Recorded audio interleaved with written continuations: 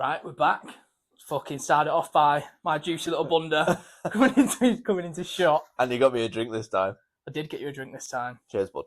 Cheers. Lovely to see you on this Derby Eve. Yeah, Derby evening. What's our predictions? Prediction is... Well, actually, one sec. Oh, go on. We need to introduce ourselves. We're doing this intro still. Yeah. Hello there. Welcome to the Trouble Boys Club. My name's Ryan. And I'm Jay. And yeah, it's good to be back. Before we get into this week's episode, as you just mentioned then, it's Derby Eve. So for those of you that don't know, Ryan's a City fan. I'm a United fan. United? Oh, shit. So let's fucking do our score predictions before we get into it. Score prediction, I think City will win 3-1. 3-1. Yeah. Tricky one for me because new manager bounce. We're both on poor form as well in the league. Fucking beat Exeter 10-1. In the league. Exeter don't count. To be fair, you've got Semenyo now. I wonder whether Guehi will play tomorrow. Don't think he will.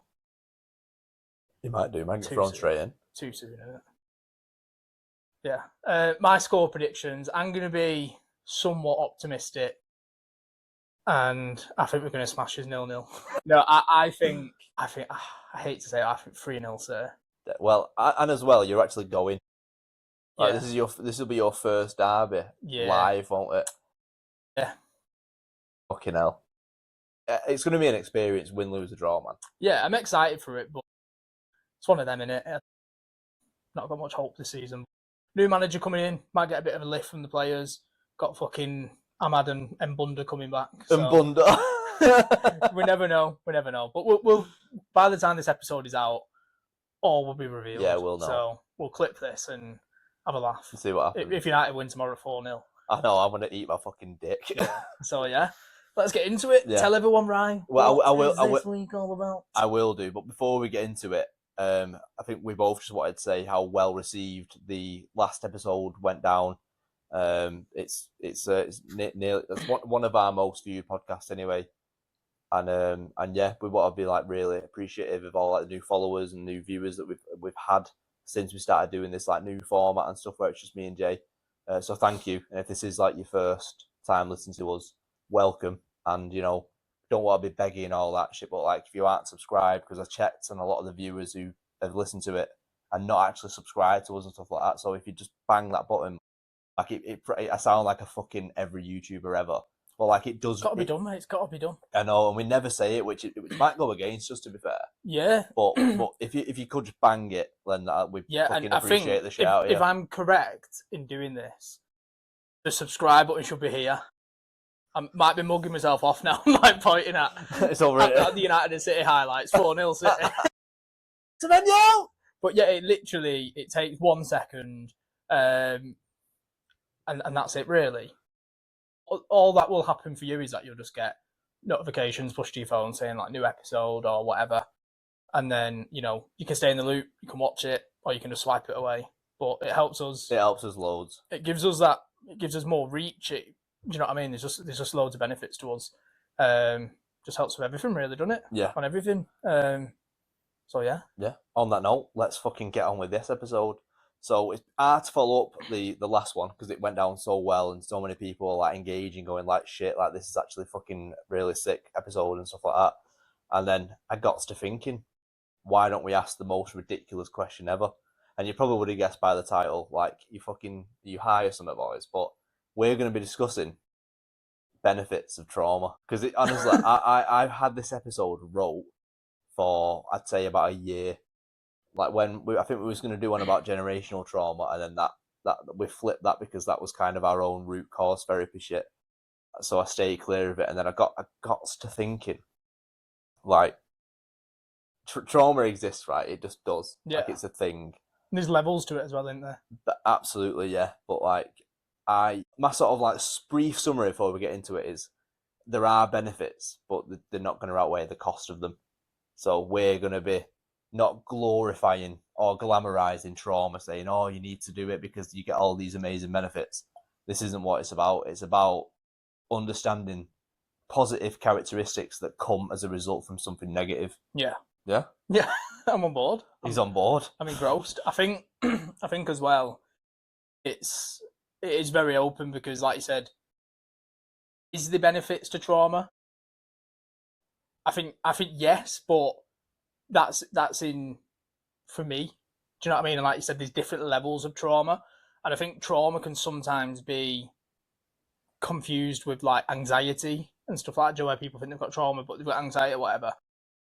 We're no like experts in trauma, but yeah, I think one, there's levels to it, how bad your trauma is, and I think two, and this could be wrong, I could get absolutely pelters for this, but I think it depends on the person as well and how you respond to it. Subjective. Whether you let that trauma dictate your life and mold the person you are, and the whole, poor me, the world's against me.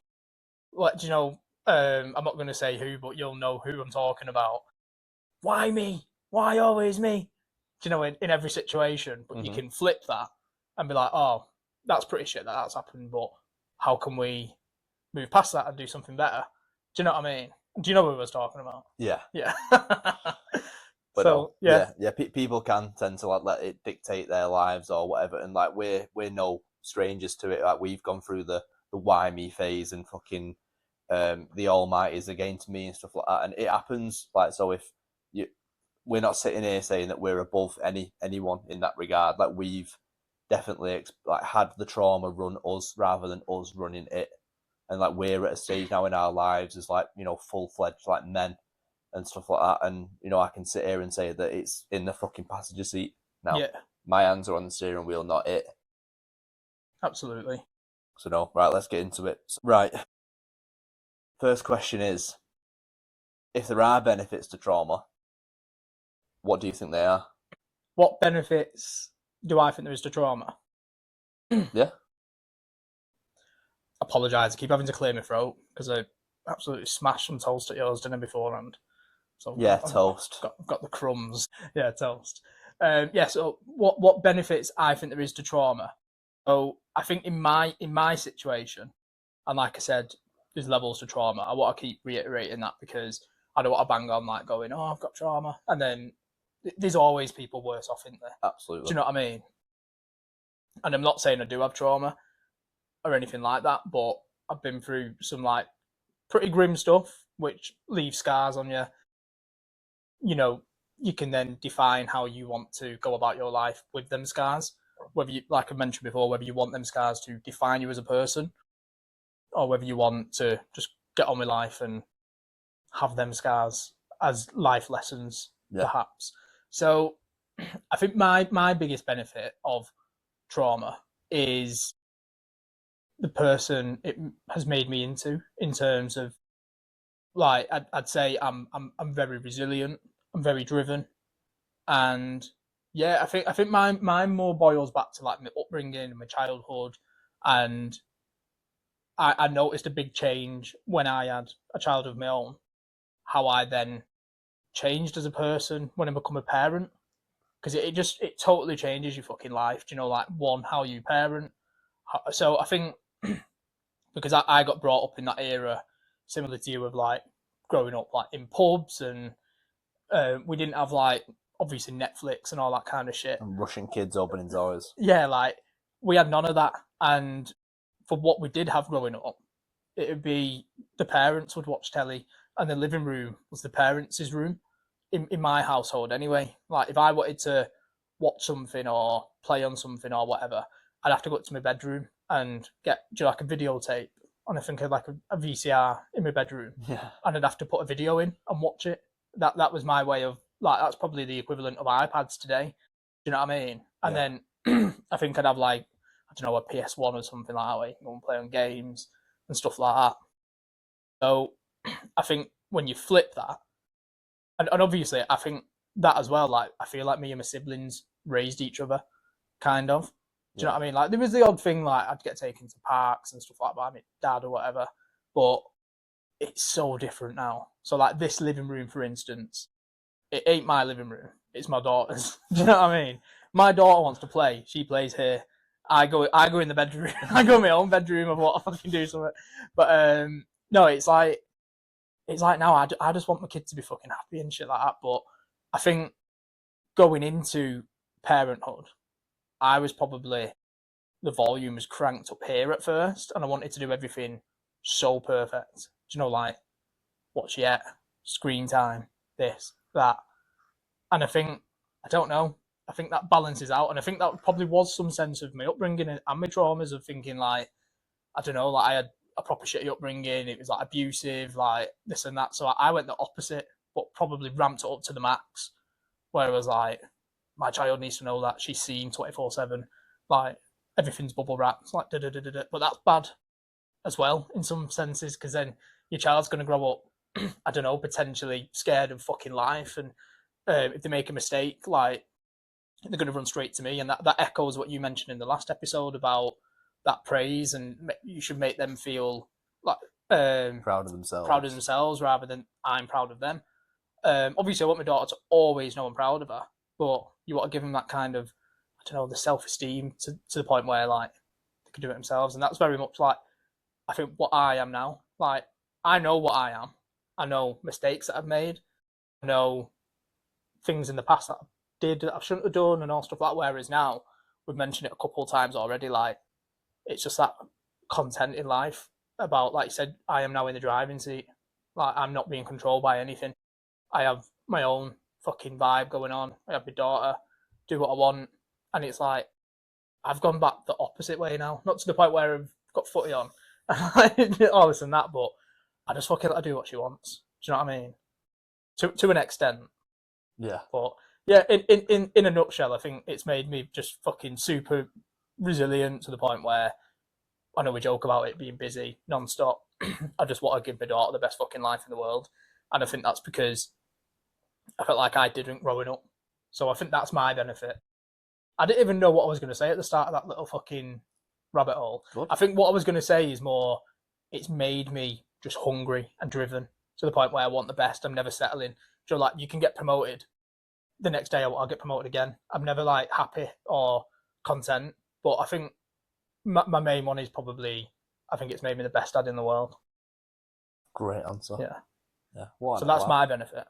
Right. Because I think if you don't have that, and you do have a cushy upbringing, then you probably just repeat in some ways, or try different things, or dip into other bits. But if you've had a shit upbringing, you can either copy and paste that, or you can go the opposite way. And it's the same with like alcohol. Like if you've got like my parents was alcoholics, and just an FYI, Non-alcoholic. Erdinger, if you're watching. Yeah. This episode is brought to you by Erdinger, 0% alcohol. So belting. Yeah, so obviously my parents was alcoholics, and that pushed me the opposite way.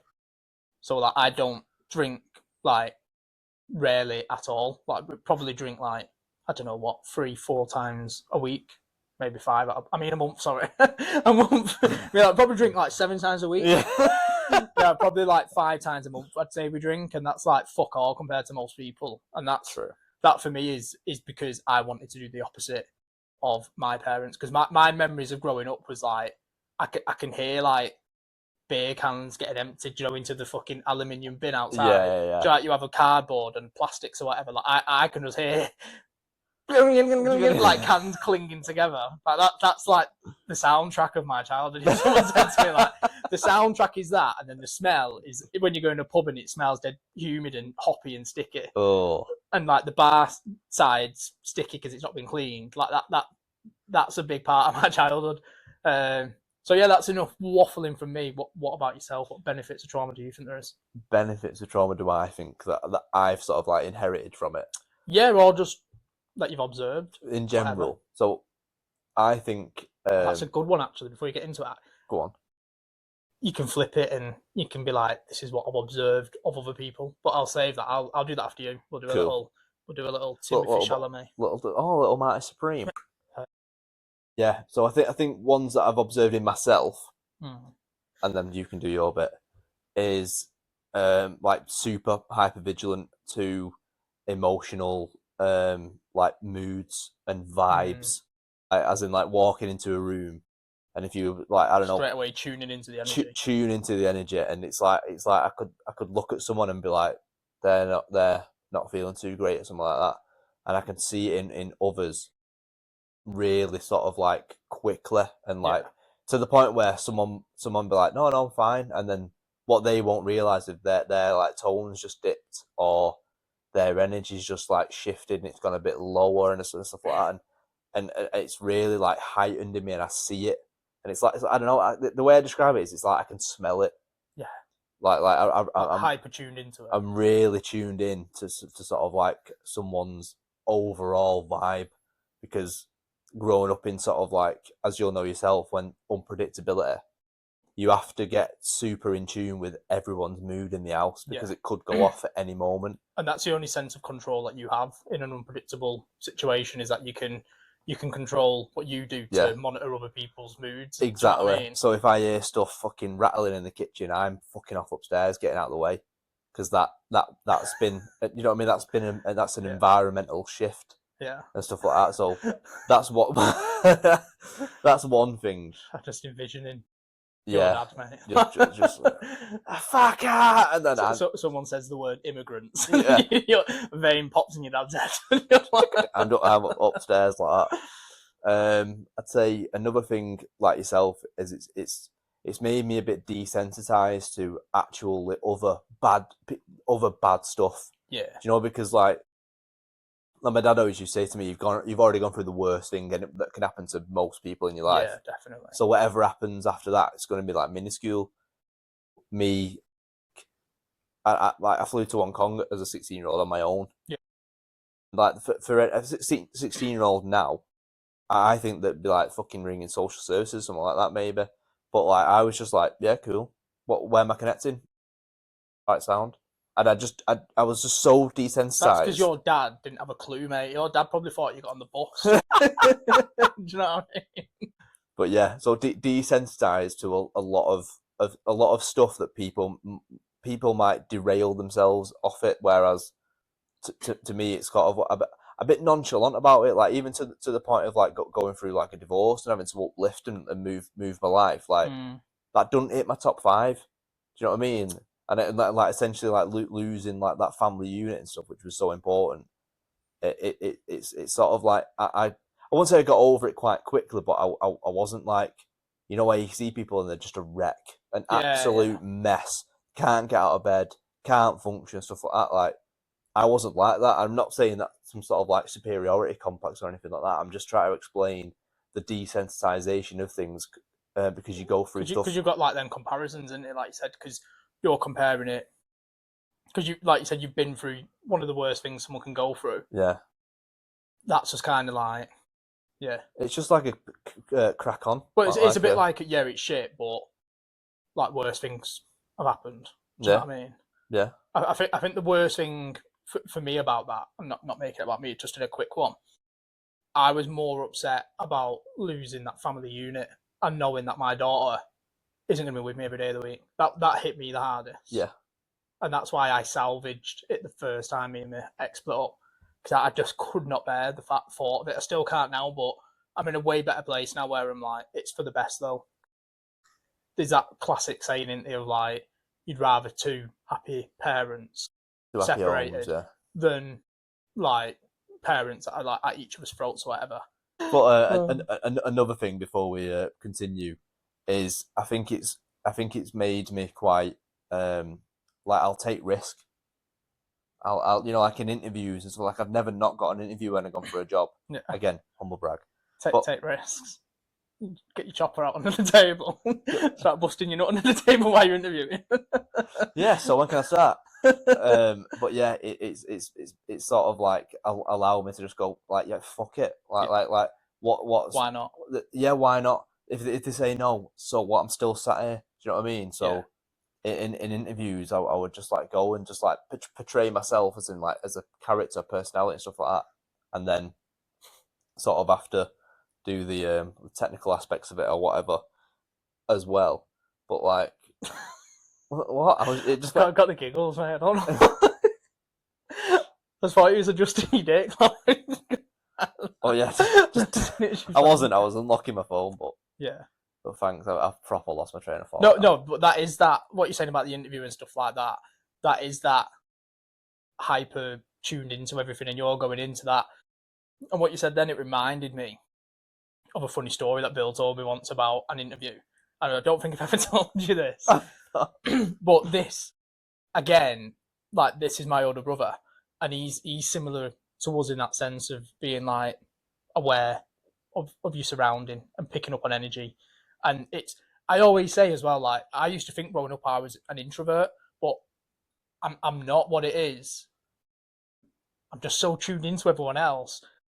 I'll kind of adjust to the vibe. So if it's a bit fucking Larry or whatever, and I'm in good company, I'll be my true authentic self, and I will be quite loud and bubbly and bantery. But if you're in a situation and there's fucking gimps there, like, and you can just tell, like, do you know what I mean? I'll probably just be a bit more reserved and just chill and just be like, yeah. Do you know what I mean? I'm not going to stress myself. But yeah, the funny story. He told me once that he had an interview, and he said he was dead, like worried about this interview and nervous or whatever. And he started thinking of like how he can make himself seem, I don't know, like a bit of a banter boy. But I don't know. Do you know, like just struggling? Bit of a Jack the Lad. Not even a Jack the Lad, but overthinking it to the point where you're like, I don't know how to approach this. Whereas most people, average people, will just fucking walk in and be like, I'm Dave. Do you know what I mean? Okay, or sit down and be like, do you know what I mean? But he fought it so hard that he turned up deliberately 3 minutes late, clean shaven, and he was like, oh, I'm so sorry that I'm like a little bit late. He was like, I was shaving before the interview, like earlier on, and I'd done half my beard, and my razor broke, so I had to go out with half a beard, buy a new razor, and do the rest of it. And then he was laughing and all stuff like that, and he was like, and then it set the tone, and he got the job. Was that a lie? Was that bullshit? That was a lie. But he did all that to set the tone, and because he was so nervous about it going in, and him just, you know, like overthinking it, or they didn't like him or whatever, and he was like, if I go in and say that, I'm going to have him like... I'll have him laughing. Yeah, straight from the off, and it sets the tone for the interview. And it fucking worked. So anyone out there who's struggling for an interview, if you're a dude, or if you're a female that has a beard, there's a cheeky one for you. It is a cheeky one. It's a good little tidbit, that. I'll just go with a bald head. Buzz cut in before me. Yeah. Fucking trimmer broke halfway through. Yeah. So didn't you want to do a quick bit about what you've observed in other people? Yeah. So I could again, because of the being attuned to everyone else, I could probably do it on several people, but I'm not gonna, obviously, because that's... Do you want to do it on me? Well, what you kind of said is similar to what I would say. Oh, right, okay. And then what we touched on last week about, like, or whatever, like, Joe, about the little white lies and stuff, that because of how strict your dad was and all stuff like that. But no, mine was, and I'm not going to say who. That's my classic in this, isn't it? Not going to say who. I'm going to fucking tell everyone about this story, but I'm not going to say who. But anyway, it's one of my exes. They're always exes as well. It's not my last ex. Like, it's not. It's a previous one. So the one before. Thanks for clearing that up.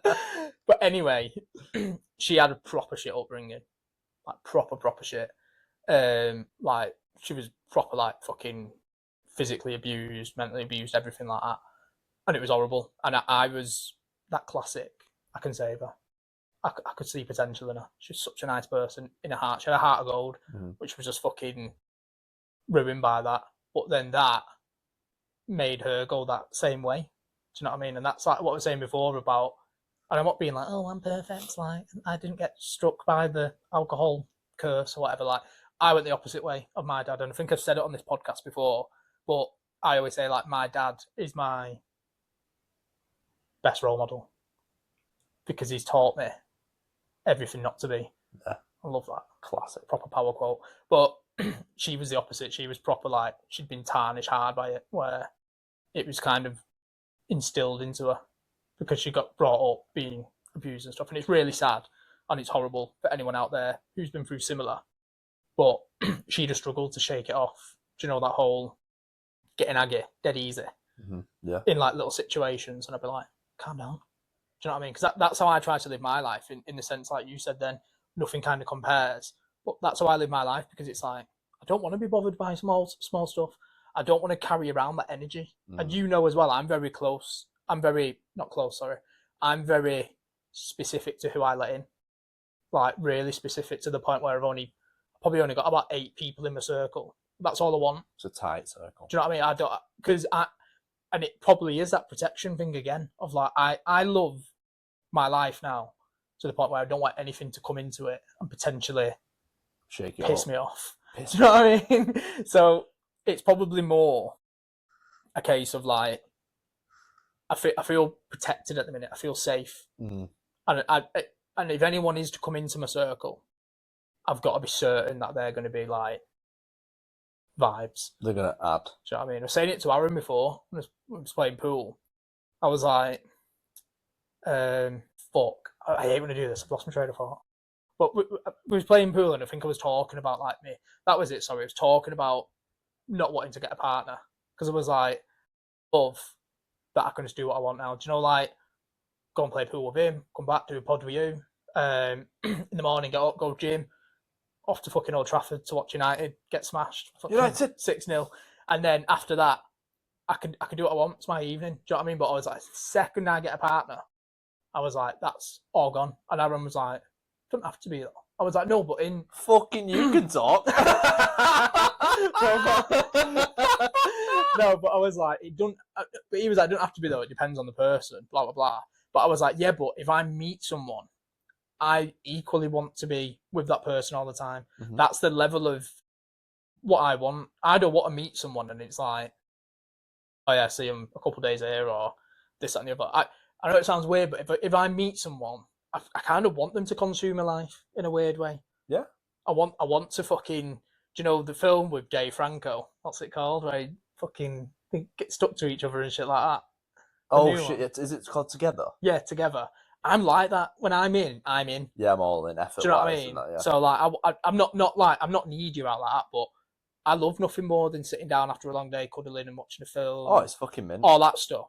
So it's like, I naturally wouldn't log on at 8 p.m. and work for 3 hours, because I'd rather be sat down here chilling.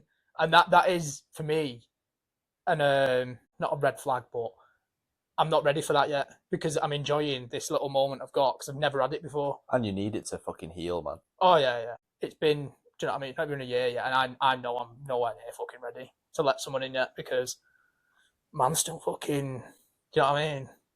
But mate, but like I said though, it's because of my daughter is like the main reason. Like, I'm not ready for that yet. Not ready. Like you said, not ready to be hurt. Not ready to hurt someone else. And I've said that. I've been upright and honest with people. Very much so. To the point now where I've took myself off the market. I'm officially closed. Not even a free agent. No. You're like Jesse Lingard, doing fuck all, but like no one knows about it. I'm trying to think who would compare myself to. I'm like Zidane, so I'm out there, but I'm not out there. just chilling, just chilling. JC. Yeah, but did you know Zidane's kind of verbally agreed to join a club? Has he? Yeah. Which one? Who? Have a guess. Oh, is it United? Madrid? No. Is it a Middle East one? France. After the World Cup, when is it called Deschamps? Didier Deschamps. Their manager, Deschamps. Yeah. He's apparently leaving after the World Cup and thinks Zidane's got a verbal agreement that he's going to take over. To the national team? Yeah. I didn't even know. I heard it the other day and I was like, really? I was like, when's this become about? And I Googled it and it's like, known. It's been out there for quite a while. So yeah, I was a bit late on that one. That is pretty mad. Sorry to make it like a football pod, but just dead quick. Did you see that Oliver Glasner as well today has come out and said that he's leaving Palace at the end of the season? I did see that, yeah. So they were saying like they've lost the captain and the manager in a day, because Guehi was the captain, wasn't he? Was he the captain? Yeah. Shit. But yeah. Right. Circling back round. Gone from fucking getting beat off your fucking ex to fucking Zidane's verbal agreement with France. Welcome to the TVC. So yeah, let's circle back round. So I was going down a rabbit hole and I was reading about your nervous system. Yeah. And I read something and it said that the nervous system is shaped by experience. As children, we don't experience our parents' intent. we experience their nervous system. Okay. Kids don't feel what you mean, they feel how regulated you are. Presence versus absence, calm versus chaos, love as an intention versus love as something embodied. Love that isn't lived eventually feels like fear. So, what can you say about your environment or your parents' sort of like systems? How regulated your parents' systems were that you then had to like experience like negative shit from them?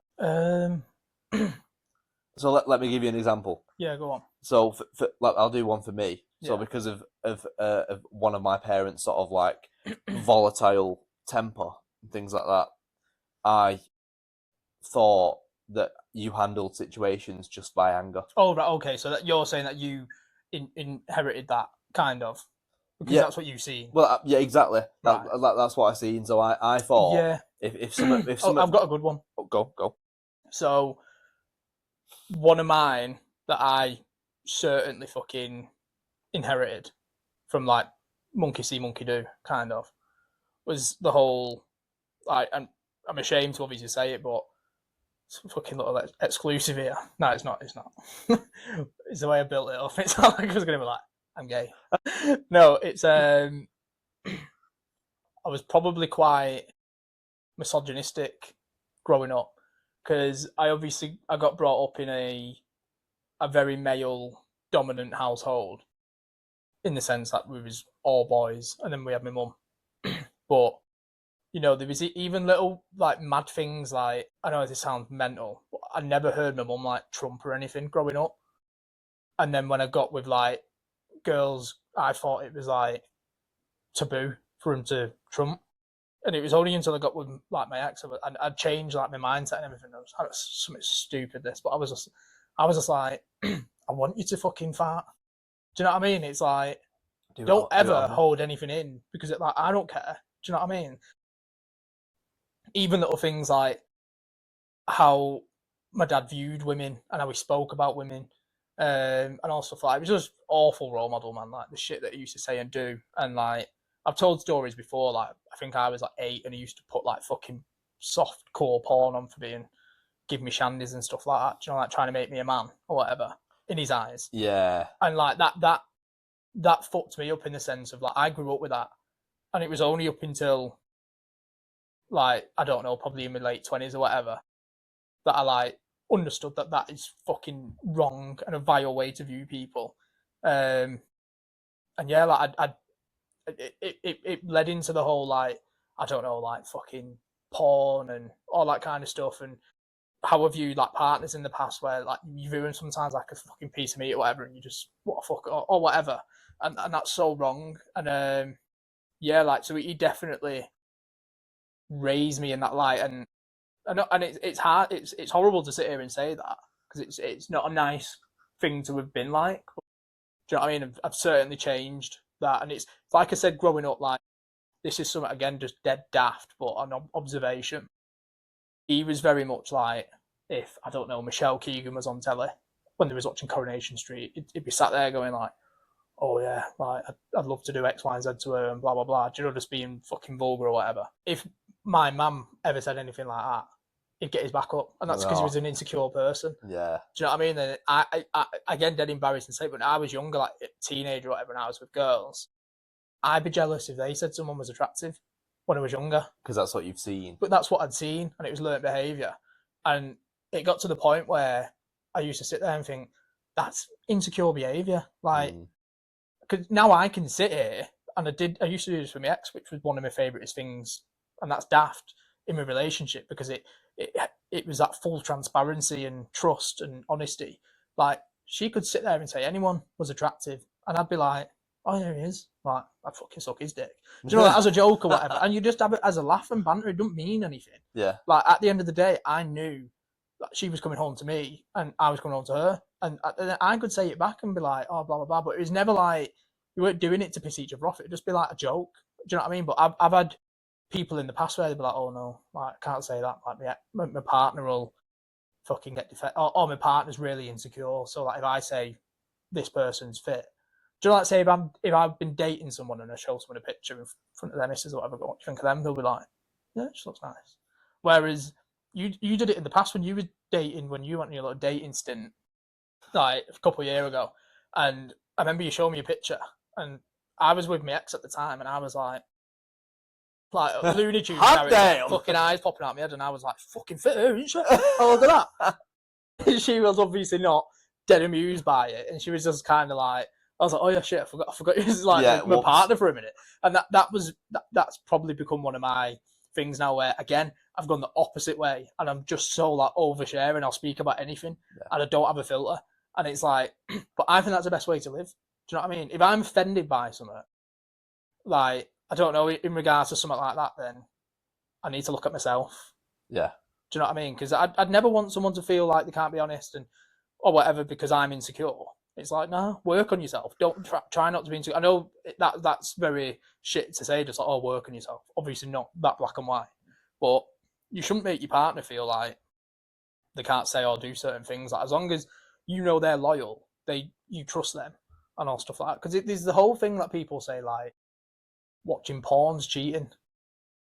Quite a lot of people say that, and I'm not saying it is or it isn't, but again, it's like, do you trust your partner though? Are they going to cheat on you? But then that's one. We'll clip this up. Is porn cheating? Is watching porn cheating? But I'm going to weigh in a sec. Go on. Because I think if you're in a committed relationship and you're still required to watch porn, okay, you're not having sex enough. So what if you aren't having sex enough? So forget about like. I think. Forget about this whole honeymoon shit. Been together a year, shagging each other's heads off. I'm talking. You've got kids. Fucking 5-6 years down the line, sex is maybe like once a week or something like that, and you've got a fucking stonk. Going down the relationship pod again with it. No, but dead quickly though. Dead. So you think just getting your rod out and beating it rapid? Do you know what I mean? Honestly, I don't know, because I've not fucking wanked in so long. Yeah. Like, I really don't know. Yeah, because you're getting it from all angles. Like... All right. No, I'm only joking. But I think if you still feel the need to do it, and you have, you know, a girl there who's attracted to you and adores you and stuff like that, makes you feel all kinds of good, and you still need to wank, I think that's an issue, like that, as like a you issue. Do you know what I mean? It's like, you should be able to answer it. If let's say your missus Asher, do you fucking crank the hog? And you'd be like, nah, it's fucking, I've got you. But then what if your missus only fucking pulls the knickers off like once a week, and you want to pull them off like 4 times a week? Would you then go and crank it, or would you pester her for sex? Again, what if she's just got a lower libido than you? You've got a higher sex drive. I don't know. You shouldn't have to pester for it though. So you're just saying you should just be able to walk over and be like, look, because then once you pester and then you get it, it doesn't feel as good. Not pester though. If it feels like they're just doing it to tick a box. But if you're horny, how can you naturally go about that? Just tap her on the shoulder and be like, ha. Do you know what I mean? Because I've been at the point in the past where I fucked like 4 times in a day, and I reckon I could do that every day if I was allowed. But it's not. It's not on the card. So I'm saying I may have a way higher sex drive than my partner. And then what if you like, do you want to go and play table tennis upstairs? Try to do fucking some Marty Supreme. No, but if you like, you want to go upstairs and fucking, you know what I mean? And they're like, fucking knackered, you know. So you're like, all right, sound fair. I'm not saying run upstairs and have a wank. That's not what I'm saying. Yeah. But then next day, if you're like, and then it's just like, I'm feeling it. I've got tennis elbow, can't do it. You know what I mean? And then, but I'm saying, like, is it then cheating? Say you've like put it on your partner 3 or 4 times, or whatever, and you get slapped back every time. Right. Or if you get the sympathy bone, which is shy, that no one wants. Is there any harm in you just going fucking releasing that load? Like, because one, you're not going to be as horny. I think I've got the answer. Go on. I think if, like you say, one night, boom, you seal the deal and all that, and then the next night you're like, But then, But but, that'd but, be no, every night, no, let me finish. And then she might be like, fucking not tonight, I fucking can barely walk, I feel like I've been on fucking horseback. Then you have to communicate and say, well, look, I've got the fucking horn. Can I go and fucking crank the hog? You know what I mean? Yeah. No, not can I, but like I'm gonna go for a wank now. Yeah. And then you've communicated that's your intention. Hopefully. But then what if she goes, are you going to watch porn? Can I finish a sentence? Sorry, right? it's back and forth, mate. It's not back and forth, it's back and back. Forth and forth. Right, go on. Train of thoughts. No, it's not. You said, can I go and crank the horn? Yeah, like I'm gonna go crank the horn because you're not in the mood, which is perfectly fine. Right. But I am, so I'm gonna go do X. And if she's like, oh no, let me fucking handle that for you, then you're in, winner. What if she says sound? What if she says sound? Go for a wank. But then what if she goes, what I was going to say before I went forth and forth? What if she turns around and goes, are you going to watch porn? And then you go, yeah. And she goes, no, you just watch that, that's cheating. And then what, in that situation, what are you doing? I'd be like, well, what the fuck are you gonna do about it then? It's either the porn or you. That's what my point was at the start. And you was like, you shouldn't have to fucking much porn. But I was like, but what if that is the what if she said no several times? Do you know what I mean? And then you go, all right, I'm gonna go whack it to Alexis Texas then. Do you know what I mean? God, this what is if? fucking derailed. No, off. but this is a good rabbit hole. It is. What if you sexist shit? What as in like from a male point of view, like you What if your partner? What if it's just like fucking a coffee table? Like she's got no fucking. like, She's got no flair. She's got no 5-star skills, mate. Like, do you break up with her because she's shit? 5-star Slavic squat? Yeah, like what do you do? Or do you just bust nut and then you love her for her and sex isn't the be end and end all? So do you just whack it? So many people are watching this and they'll be like, "Fucking sex and everything," you know. It is a big part of It's not everything, but it's a big part. I've said this in the past. That's how men feel close to their partner. It is, but I've been with someone in the past who was one of them who likes to have sex with the lights off and the fucking covers on, and I'm like, I'd rather go and have a wank than do that. Like, it's fucking so shit. Like, do you know what I mean? Yeah. But if you've got a fucking, you know what I mean? You're with someone who's like you said, we have gone off on a tangent here, or I've gone off on a tangent, but we do say quite a lot like the best sex is when you both lose yourselves in the moment and you just fucking go to town. Yeah. Eat a bit of bumhole and, do you know what I mean? Who gives a shit? Each other's bumholes. Do the fucking 88. Right, I'm done. Go on. Go back to boring notes. Right. I'm joking. Back to fucking trauma. After that, I feel like that conversation was quite traumatic. Right, okay, doke. So where did we even fucking leave it? Right. Another segment is, can you simulate trauma? No, I don't think so. No. Simulate what? Like fake it? Well, for example, like people do these like SAS style things, like on Who Dares Wins and all that, Yeah. where they put themselves in the situation. And granted, it's grueling. I'm not saying that it's easy in any way, shape, or form, but it has an exit ramp. It's got like if you do this for 3 weeks, you get through it. You know where the exit is, but no one can prepare you. For example, your dad's sitting you down as a kid and telling you that your mum's passed away. Yeah. No one can prepare you for what your mum come to your house and did. I'm not going to say it if you don't want me to. But what she came to your house like in that state. Yeah, so you mean the more unpredicted. You don't. What I'm saying is, some people will sit here, right, and I've heard people say this when, say, I've been maybe speaking about something that I did in my past where I fucking smashed a door off a wall or something like that because something pissed me off. Yeah. Someone would get on their ass and be like, well, I'd handle it like this. And I felt like saying, you don't fucking know. You don't know how you're going to handle anything because you're in the logic side of your brain now, figuring out what it is that I've done. And then you're going to go, well, I'd have done X, Y, and Z. But when you're in that fucking moment, you do not know how you're going to react. So that's why I don't know. People who think that you can simulate trauma, I think, are wrong, because nothing's going to ever prepare you for that real life situation, apart from maybe fucking combat fighting, like army style combat fighting. That's going to be pretty fucking similar. But actual like mental trauma, someone giving you bad news, someone ringing you up and saying you need to get to the hospital now, you're fucking you need to come say bye to your grandma or something like that. Oh yeah, so like them things, like you can't prepare for them. No. And like, yeah.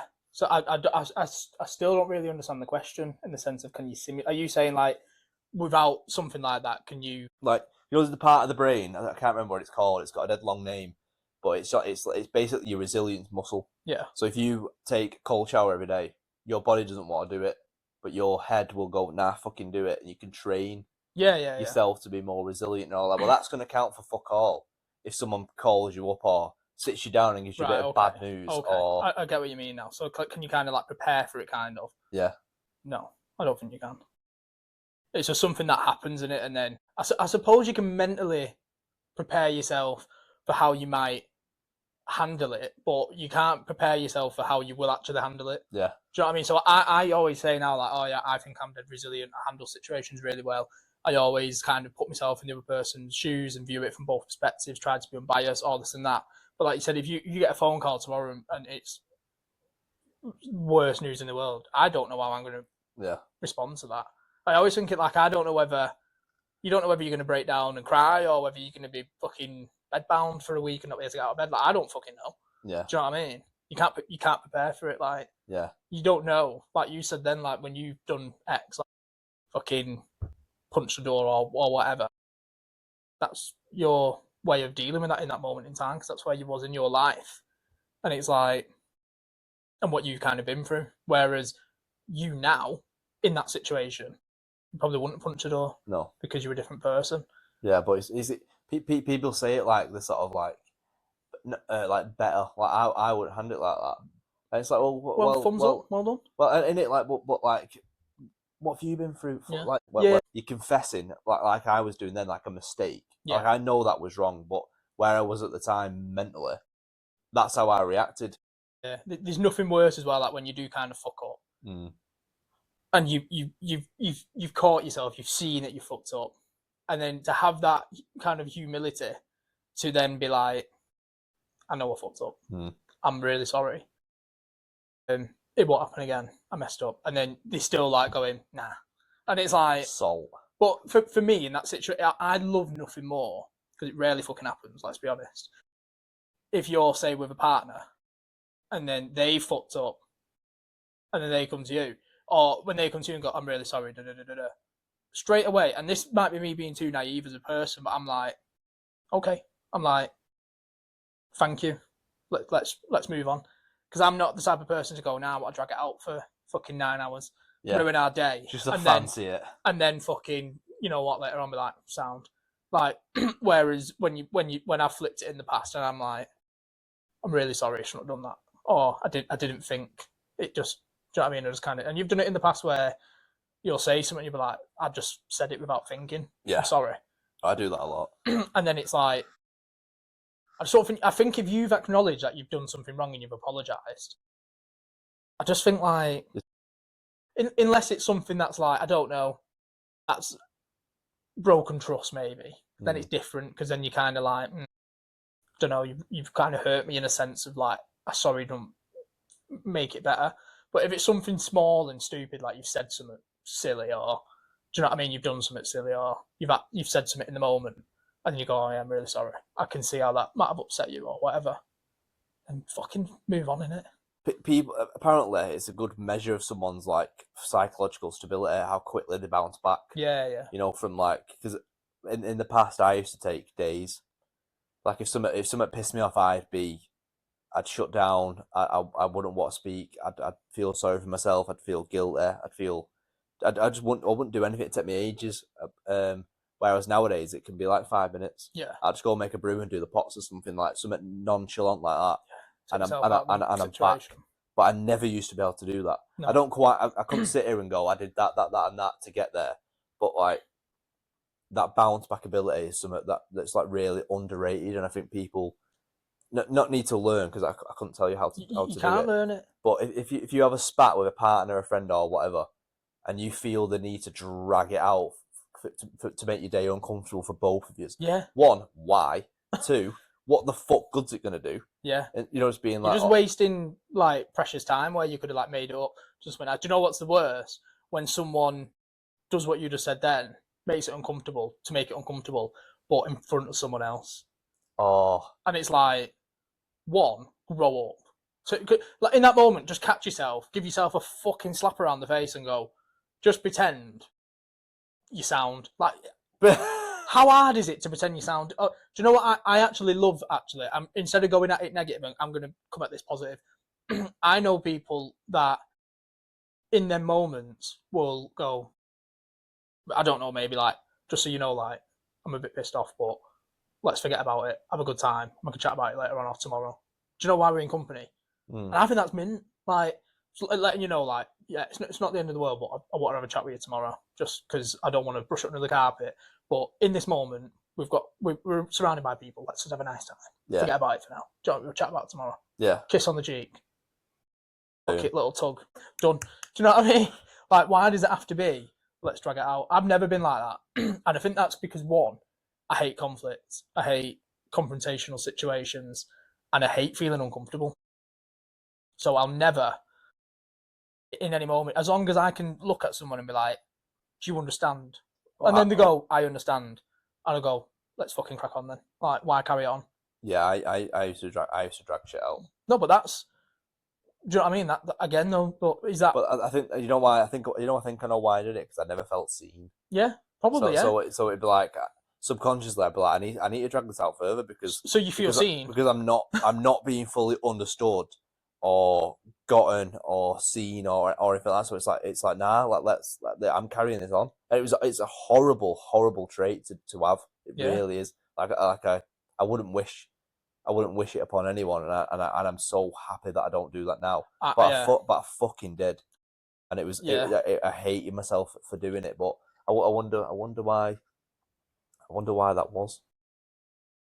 Matt could have been. He was unhappy in that situation. Maybe it's because that person did it a lot, and you kind of fucking felt like, well, I'm gonna fucking do it. I'm gonna do it now. Like, you know, it feels like I was always the opposite. Like in my situation, when people did it to me, I fucking hated it. So because I always say like, oh, I'm a people pleaser or whatever. I'd always be like, I'm not gonna make you feel uncomfortable because I hate it when you do that to me.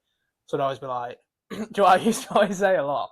I'd be like, but just so you know, take note.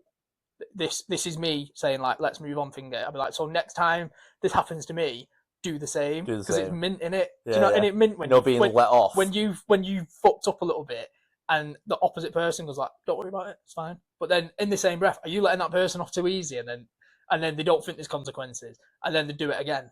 Do you know what I mean? I don't know. I think it's because you know what it's like to be on the receiving end. You didn't do it to the other person. But I just don't like doing it in general. I think one, life's too short. Two, who gives a shit? If you love that person and you care about that person and they made a mistake and they've acknowledged it, move on. Do you know what I mean? Do you know what? That's a really good point. You know, that fine line between saying, I'm pissed off at you, I still love you, but I'm pissed off at you. Yeah. Do you know what? Rather than, because I think people with arguments, stuff like that, they just go to the, and I think I'm probably guilty of this as well, go into the whole like, oh, it's not working, and then I'm going to jump ship. But it's that fine line is something that like definitely people need to I don't know, highlight. You know, if every one of your arguments is like, I don't know if it's going to be fucking it, this might be it kind of thing, over like a petty little shitty argument. Yeah. It's finding that line to be like I'm still here, still love you, I'm still going to fight, but I am annoyed. This has pissed me off, and like there's loads of ways to fucking solve things. You don't have to argue or get shouty or irate. You don't need to get shouty. I love more than anything the whole, right, let's sit down, let's discuss it. Let's not get annoyed or heated. Let's try and find a solution to where we're both happy. Both win the argument. And then, you both won the argument, and then you've won then. There's that, Jay Shetty said it, and I think I've told you before, but if you win an argument, your partner loses, you've lost. Yeah, you've lost. Do you know what I mean? Because it's that point scoring situation. You should both come away from that situation feeling happy, like you both won and you've agreed, because at the end of the day, you're a team. Yeah. You want both of your team to win. If you're winning and your fucking partner's lost, that's shit. If they've won and you've lost, that's shit. Because it's creating that fucking unbalanced dynamic and that fucking power shit. Like, if I'm in that situation, I want us both to win the argument. Yeah. Come away from it stronger. We've learned. This is what we do next time. This won't happen again. And if it does, we know how to fix it. Do you know what I mean? And it's that communication. Again. That for me, the communication is key. I think communication's everything. Yeah. Like, as in, like, I don't think there's much better feeling than like having a discussion that might be like about an uncomfortable topic or something like that. And then you're both coming away having a big cuddle or something like that, and then like that like afterwards you're like, Yeah. glad we sorted that out. Like, Definitely. and then it's like, come here, and it brings you together, and you've not raised your voice, you've not threw a fucking remote, you've not let your sort of child insecurities like rule the roost of your reactions or anything like that. You've not gone on autopilot and gone back to your old fucking learnt behaviours and shit. And then if that pattern of conflict resolution becomes your default, you're onto a fucking winner. Do you know what it is as well? It's that it comes down to that like emotional intelligence as well. Oh, so big. But again, this is a benefit of trauma. Yeah. Because I don't think, because of the hypervigilance, being in tune with everything like that, like being able to read people's emotions, and then like I think, like I said on the one with Kane and Archer, that emotional intelligence is a hyper extended version of emotional intelligence, or a heightened version of empathy. Yeah. Because like if you can read that someone is in a bit of a way someone, what's up with you? I don't know. Because that happens, doesn't it? I don't know. And it's like you can see that. So it's like, right, what is this person going to respond to in a positive way? Does it though? If someone says, what's up? Yeah, and you say, dunno, does that happen? Do you ever dunno why you're feeling shit? I think I'd know. I don't know. Sometimes, I don't know. You know where you just like one day you can be cloud nine, the other not so much. And but then I think you can say that. I think there's always a root cause. No, but not a root cause. But sometimes I think you can just be like, just having one of them days. I just feel quite low and blah blah blah. That's the same as I don't know. Really, just having one of them days. No, but I don't. I think dunno then leaves it open to interpret it. What do you mean you don't know? Is it me? Yeah, and I think dunno, and that's not being insecure, but I think dunno is so fucking vague that it could be fucking anything. Yeah. So I think, again, communication. Like, I don't really know. I'm just having a fucking off day. I just feel a bit like irritable, feel a bit shit. Yeah, just I just feel fucking a bit knackered and shit like that. Feel a bit meh. Yeah, but again, communication. I go, nothing to do with you though. Like, you're unreal. Like, do you know? I don't know. I fucking keep saying don't know. Don't know. I don't know, yeah. But yeah, emotional intelligence. Yeah, is I think definitely a benefit to trauma. But I don't know about you. I think it can be draining as fuck though. You know, like being that emotionally intelligent. Oh yeah. I think sometimes I could create a bit of, not conflict, but a bit of a situation with it being unnecessary. But because I've got a fucking spidey sense going, I'll be like, no, I can tell though. And then ultimately, 99% of the time, it does end up being something. You just have to fucking chalk it out of the cunts. It can be really draining. 99% of the people walk around like the fucking NPCs, non-player characters. Whereas I'm walking around and I feel everything. It's like you can... Like fucking Will. Rubbing your back of your neck. An off mood is here. It is annoying being so in tune to everything, because I'm the exact same. And it's like, sometimes, I wish sometimes that I could be a fucking NCP, you know, just fucking sat on my phone scrolling, like, not giving a fuck about anyone else in the world or what anyone thinks about me. But it's like, I'm too tuned in to one. I don't want to come across rude to people, so I'm always aware. I'm always one of them people. Like, I can walk into a room and I'll try my hardest to keep making convo with people. Yeah. And blah blah blah. Because is that us caring too much about what people think, or is that us not wanting people to feel uncomfortable, so we make ourselves uncomfortable to make them not uncomfortable? Like, say comfortable much. Well, I don't know. I'd like to say don't know much. I'm unsure. I think that it's a good trait to have, though, because I think a lot of the uncomfortableness and silence comes from childhood, because you're then having to guess what next noise is going to happen once it goes quiet. Yeah, absolutely. So if it's a fucking then you're fucked. If it's you're fine. You're fine for about 3 hours, depending on how many of them already happened. If it's can I place an order for kebab? You're golden. You are absolutely Gucci, mate. If you hear them words. Yeah, you're fucking golden. $3 mixed kebabs. And you're the third person. You're like, fucking come on. Yeah, Fuck. What trigger would it be on your dad's side? What? Like the a kebab situation. So silence and then the next noise. If it was a wait, it'd be fucking get out of there. If it's a whew, I think you're okay. Yeah. If it's a feed the goat, you're totally fine. If it's I can see a fucking boat, you're not good. Get out of there.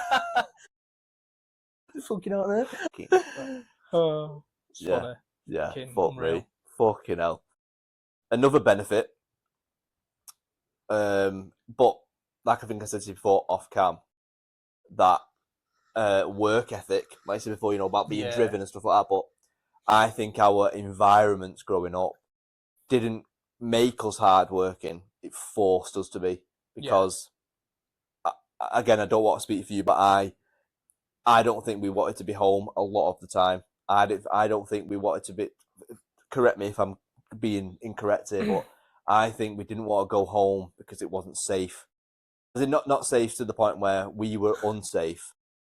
We didn't feel that wasn't our calm. Yeah, we used to be out all the time, and then we'd go home when we used to go to the top of my mum and dad's street, make sure the fucking landing light was on and all the downstairs lights was on, and we'd be like, sound. Yeah, we can go in now. We're in bed, let's go in. Just never seen them. Got up in the morning, 6 a.m, did our paper rounds, and then we'd be fucking out for the day. Yeah. Come back when they was in bed. Didn't even know I was fucking there for about 9 years. What do you mean you live here? But no, what I mean by safe is like that wasn't where we went and could like kick our shoes off and be like, completely calm. And we did our utmost best to stay out of there, and that forced us to go get like jobs. I had 3 jobs at one point, didn't I? I worked at casino, I did my IT apprenticeship, worked in office, a shoe shop, and then I worked at the casino in the nights. So I did that for 9 months consistently. Don't know how. I survived on them. Do you remember them Boost energy drinks? Literally survived on those. But you're 18, you're indestructible, aren't you? Yeah. And at the time, I didn't know that I was doing this. The sort of like, I didn't logically think I'm going to not go home and I'm going to work my ass off. But I just, because of the shit that was happening, it forced me to do so. Yeah. And then, obviously, that you start earning some money and stuff like that, then it's like, right, I can fucking, because my goal was to move out. Yeah. And in order to do that, in order to get X, you have to do Y. And that my Y was fucking grind myself into the ground for 9 months. Don't know how I fucking did it. But I think if you don't go through stuff traumatically or events or something like that, then you're not going to be like wired that way to do so. But I think it is a benefit. It's something that I'd much rather prefer to pick up on my own, and because don't get me wrong, I saw my dad leave to work every day. I saw my granddad go to work till he was fucking 70 and stuff like that. So I seen work ethic, but I didn't want the work ethic to come from because I didn't want to be at home, or I'm not even going to call it a home, that house. Yeah, you know what I mean? Like people say like a home's a home, or house, make a house into a home and all that stuff. And I didn't want to go to that house because I fucking hated it. And then it forced my hand to become hardworking. Yeah. So that was another benefit to the trauma, but I wish it didn't have to come from that. Yeah. It would have been nice to come from, like you said, more the route of you see your dad go to work, trying to go to work. And you wanted to like emulate. I wish, obviously hindsight's a beautiful thing, but I wish it would have been instilled. And I think it was to a degree, but that really, really forced my hand. You probably felt a bit of shame as well, like you weren't allowed to not work because your fucking dad would have been fucking going mental. You didn't have a job. Yeah, like do you remember what I think I said it in the last episode? Like the dads love being different and like the discipline and earn your keep and all that shit. Yeah. And I don't think I'm far off. I'm as in from personal experience. Anyway, I'm not saying that every dad or father is like that. But definitely our generation of fathers, I think a lot of them have very similar sort of like core values. So if you put all of them in a room, and it's like, what do you want for your son to do? Have a job, give me grandchildren, and earn money. That'd probably be the top 3, wouldn't it? I don't know where you stand on this, but I used to say it quite a lot about like when my kid's older, like I'd help pay towards, I don't know, a driving lessons or help pay towards a car or whatever. Yeah. Whereas in my last relationship, it'd be like, I want to buy all the driving lessons and I want to buy her a car. But I'd be like, but you're not teaching them. I'm very big on even if he had the money, it's like, yeah, it'd be sick to do all that for your kids. But some part of me thinks like, but I want them to have to do it themselves a little bit, because it goes back to that proud thing as well. Like, what would you rather? Your mum and dad give you a wedge of money to do all your driving lessons and then buy you a car and then you're out fucking skirting about in it? Or would you rather them like help you a little bit, go, well, here's a load of lessons that I'll buy for you, and then they can do them themselves, and then save up, and then your mum and dad put some money towards it, and then you get a car? Would you feel prouder of yourself that you can go, I did that myself? Do you know what I mean? Whereas I was more like that in other situations. The other person was like, no, I just want to do it all for them. But I'm like, but you're not teaching them the value of like fucking graft and hard work, and they're going to grow up with that mentality of, my mummy will do everything for me. And that's horrible. I don't want my daughter to grow up like that. It's horrible. There's nothing more, for me personally, I don't think there's anything more sickening than seeing a fucking 30-year-old go to their parents and asking them for stuff in their 30s. Do you know what I mean? It's like, for me, as a 30-year-old, I'm a fucking grown-ass man now. It's like, I do everything my fucking self. And I want my daughter to be the same. Obviously, I will help her. I'm not saying I won't, but I don't want her to think I will do everything for her. Yeah.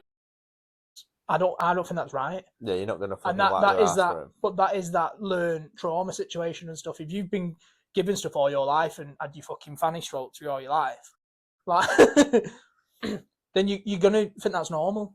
I don't think that is, though. I think you should want to graft to be a hard worker. Otherwise, you ultimately are going to be in your 30s and on benefits and stuff like that. And it's like, I'd rather graft, like you said about working 3 jobs. Like, now I pretty much work 2 jobs in the sense of like, I do all my freelance. I work full time. I'm a dad. And this. The pod, like, I do loads, but I love that though. And that's because it's been instilled. Hard work, graft, you get reward from it. You know what I mean? And I'd never ever want to be on fucking like universal credit and say like sponging money off like you like, do you like baby mums or whatever, like going, oh yeah, give me money. Like, I'd hate that.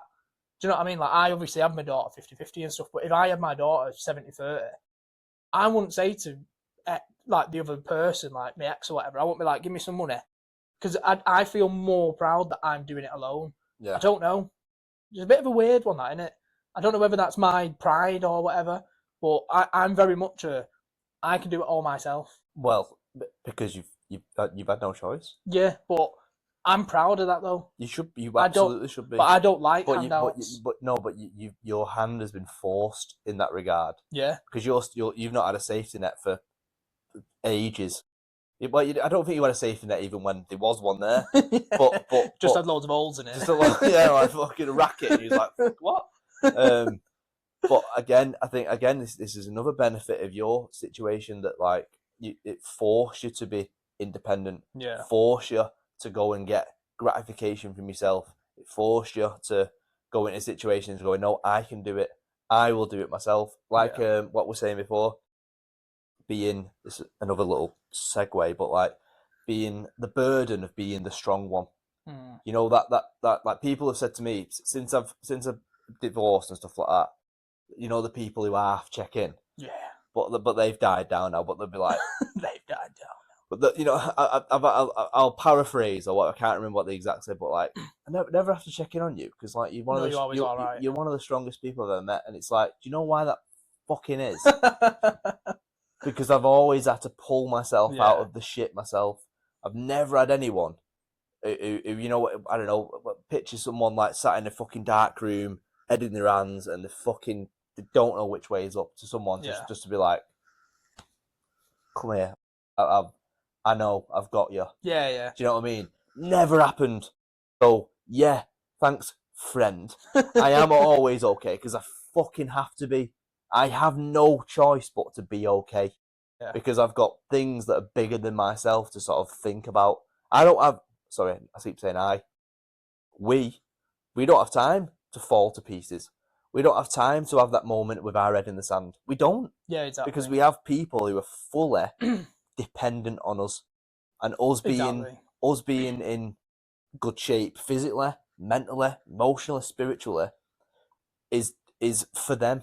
I don't think I do a thing for myself, but it might look like it. Yeah, you go to the gym on your own, and it's for your own body stuff. I'm not doing that for me. You want to be fucking fit and healthy for your kids. I want because obviously I've still got to carry Joey to bed. Yeah, he's fucking massive.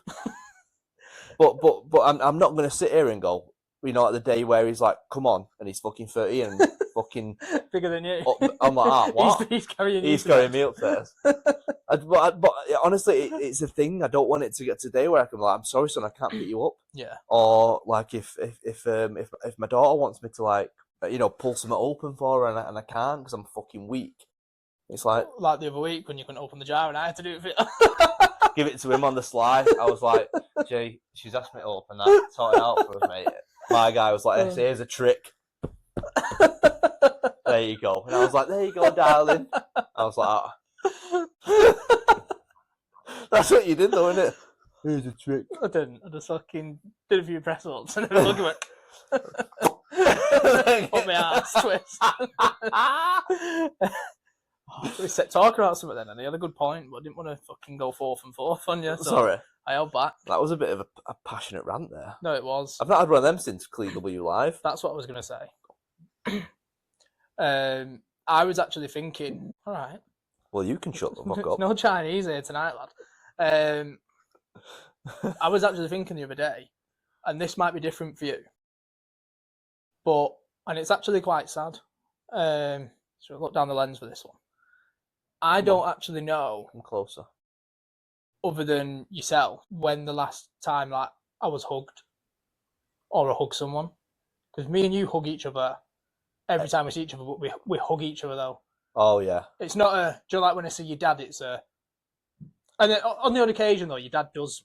We do like a good 3-second hug, which is nice. Mm. But other than like that, and you, I don't know. Shit. Mad that is quite sad. Obviously, I hug my daughter, but that's not the same. No, because she's 4. Like, and I pick her up and I cuddle her loads. But I'm so needy with my daughter. I'm always hugging her and cuddling her, and she's always like, "Fucking fuck off, lad." Yeah, I'm like, off, lad. Just want to be loved. Yeah, like I don't. I hug my little brother, but I don't see him as often. Yeah. But like, and that's one thing I think I miss. Do you know, like, I love hugging, and I loved more than anything. Say if like my ex was like washing the pots, I'd just go behind her and I'd put my arms around her. I was thinking this other day in bed. This is mental.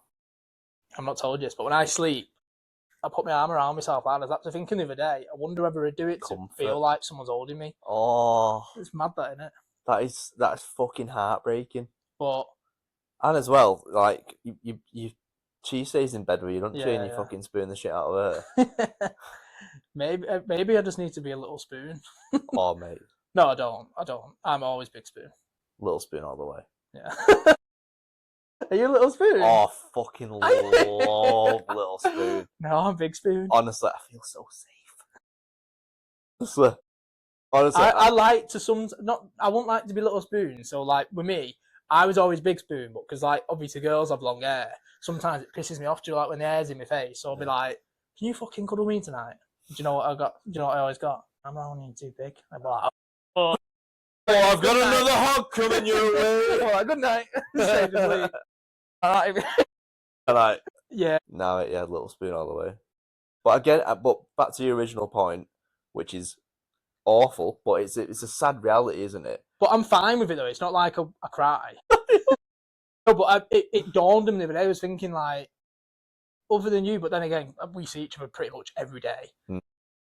I don't hug anyone. Do you know what I mean? And that was a negative thing that used to get pointed out a lot about me in my last relationship. Don't really hug people, do you? And I was like, understand me a bit more then. Like, I've never really been hugged as a person. What you got called, like in no uncertain terms, like you're not much of a hugger type thing. And it's like, well, you can't change that about, like, maybe think deeper into it why that is. Maybe because I've never been like shown love and hugged and felt comfort. Do you know what I mean? Maybe I always just felt like, I don't know. Do you know, like, sometimes you feel weird hugging someone. But like Sheldon, Yeah, like maybe sometimes you feel a bit like that, and it's like, they're there. Sheldon's here. I don't know. Yeah, I feel shit now ending it like on this note, because I think we're at the end now, aren't we? Are we at the end? Well, it's definitely past an hour. Right. Okay. Well, it is sad that that's the case, but that's one thing I definitely think from my upbringing: the showing or the hug, but like not just a, like is it an American Pie where he gives his dad a hug and he taps him on the shoulder and tries to walk away and it just brings him back in. Yeah. Yeah, I've always been a hugger, affectionate and stuff like that. I've always, like, one thing I've noticed, like, when there's booze involved, everyone's dead huggy then, aren't they? Oh, fucking course. But yeah. do you know, like, yeah, just little things like, I don't know. And because we hug every time we see each other. Yeah. Our daughters. Yeah, they hug each other, don't they? And do you know why? Yeah. Because they see it. See us. We've not told them. I've never clocked that before. We've not told them to go, oh, make sure you give a hug. They just do it now. They walk in and hug each other, but that's because me and you hug each other all the time. Yeah, that is mint. That is them experiencing their environment. Yeah, that is mint. Like, they walk in and they give each other a hug. But like, that's crazy. I've never actually thought of it. I just thought there was just kids doing it. I've never told go and give a hug. Yeah. I've never said a word. That's mad, that. But they just run in and do it, yeah. And that's beautiful. I'm going to make sure that never stops. Do you know, like the day they don't, I got it. Yeah, fucking give me a hug. No, but it's mint. I love that. I think that's one thing that I do love, like, is physical touch. Yeah, do you me know too. What I mean? I'm weird though. Like, I only like it from certain people. Yeah, like, if I don't know, like some people, I don't like being touched, but I like being touched. But I like physical touch. Yeah. So, like, if a random person, I don't know, Joe, like you said, like, I'm a bit like, get off me. Oh, yeah, someone who you're not familiar with. I'm weird like that though. But if it is like you said, partner or mate or family member, I'm always like, give me a fucking hug. So I'll say, like, with my sister or whatever, I think she's quite similar. Really? I not overpower it, but when I see her, I'm straight away, I'm like, give me a hug. And I'll fucking pull her in and give her a hug. Because, like, it's one of them, I feel like if I don't, she won't. Yeah. But I think, is that all of us? Because Bill's not like that as well. Bill's not a hugger. No, he's barely a handshake now, isn't he? Just a Stop. What's that video meme now? Where someone does something and it goes through all the different people and they're all going, nodding like that. And it goes to, like... Oh, it's the difference between that and that. Yeah, that's like, what's up? And that's like, yes, lad. Yes, lad. No, I need to find the video. It's a funny video with it's like got loads of iconic movie scenes with like theatre kind of music in the background, and they're all going, do you like doing the approval nod? Yeah. When someone does something, I'll have to find it. We'll have to try and do a clip of it. Yeah, do it. Me and you doing something, and then cut to that at the end where like fucking Iron Man's like going